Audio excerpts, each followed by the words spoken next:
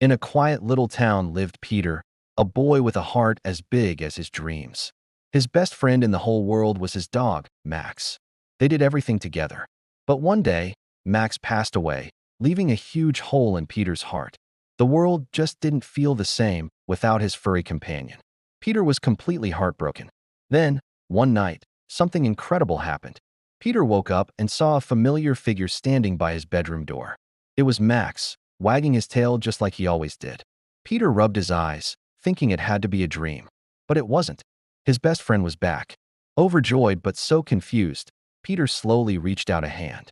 He could actually feel Max's soft fur. Max then licked his hand, and the warmth spread through Peter's arm. It was real. Max was really here.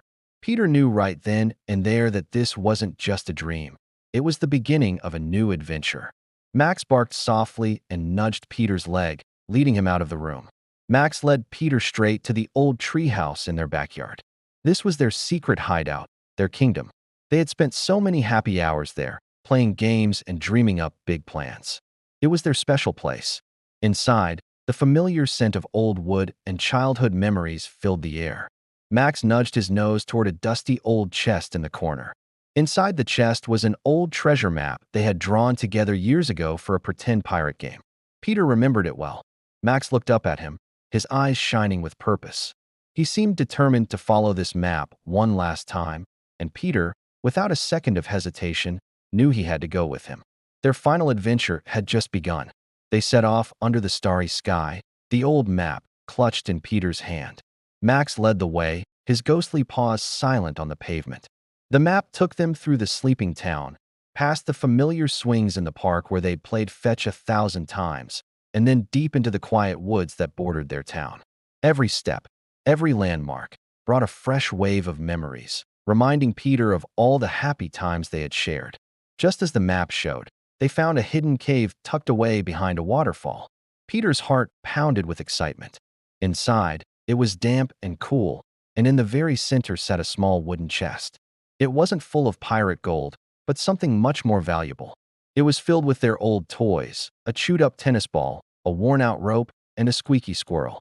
And nestled on top was a note, written in Peter's own childish handwriting. It said, "Forever friends." A wave of understanding washed over Peter. He looked at Max, his eyes filling with tears. This whole journey, this incredible night, Max had come back to help him remember, to remind him that even though he was gone, their friendship, their bond, and all their adventures would last forever. Peter wrapped his arms around his ghost dog, hugging him tightly as tears of sadness and joy streamed down his face. As they walked back home, with the sun just beginning to peek over the horizon, Peter thanked Max for this amazing, unforgettable adventure. He knew this was their goodbye, that he had to let Max go. But he also knew, with absolute certainty, that their friendship was eternal and that a part of Max would always be with him. Back in his yard, Max licked Peter's face one last time, a final, warm farewell. Then, he slowly faded away, disappearing into the morning light. Peter was left standing there, no longer with a broken heart, but with a sense of peace. He knew Max would always be watching over him, his forever friend, always in his heart.